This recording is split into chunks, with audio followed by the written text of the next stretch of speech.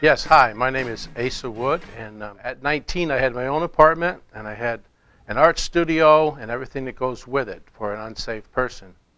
And I was doing some paintings from the book of Revelation, and I had these weird drawings of these beasts, these dragons with 7 heads with a prostitute riding on the back like in Revelation 17.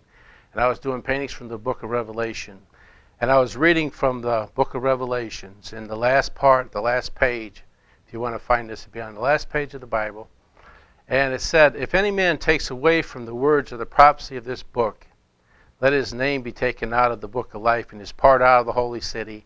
Then there was a whole bunch of curses and plagues and stuff out of him and all that stuff. So I thought to myself, I'm going to see if this is for real or not, this book, because I had just gotten done reading. I read rather slowly, but I had just gotten done reading the whole book of Revelations and was doing paintings of it. And I thought, I'll rip a page out of this, and I'll see if this Bible is true or not, because to me, where I was in my mind at that time, to take away from the book, you'd have to take a page out of it. So I took the Bible and I started to rip the page out, but my hands started shaking, and I couldn't really hold on to it, and my arms started shaking, and then I started shaking all over, and I thought, well, I'm just afraid because it's a psychological thing, I'm just afraid because I read about all this terrible stuff in here, and I'm just afraid. So my girlfriend was coming out on the porch, and I leaned over and I said, hey, honey, rip a page out of this and let's see what happens. Well, she had traveled with a motorcycle gang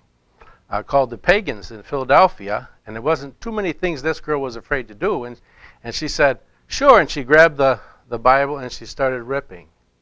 And I was leaned back looking at her as she started ripping the page, and in front of me I heard a sound, so I turned around to look, and out of a clear sky there came this ball of fire, and it came from a real great distance right to the edge of the porch, and it split up like fingers all around the porch.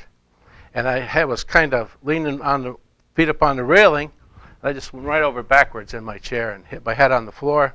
She screamed and threw the Bible. And when I got up and rubbed my head, and I picked up the Bible and looked at it, there was 1/8 of an inch of that page ripped from that book. That's how fast that whole thing happened. And I hadn't even said what I was going to do. I just thought it in my mind that I'd rip a page out of there to see what would happen.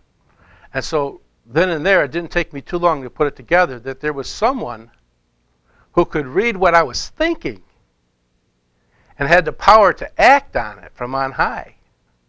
And you would have thought I would have run out and found a church and got saved and become a Christian right away, but I didn't. It was like a year later before I actually went and asked Christ into my life, but it was at that point in time when I knew it was real. But thank you so much for this opportunity to share what Christ has done in my life. And if you'll give him a chance, if you'll take a little baby step toward him, he'll take a step towards you. And his steps are a lot bigger than your steps. So all you got to do is just step out toward him in his direction. And he's just waiting there just to rush in and fill that gap in your life. And he'll do it.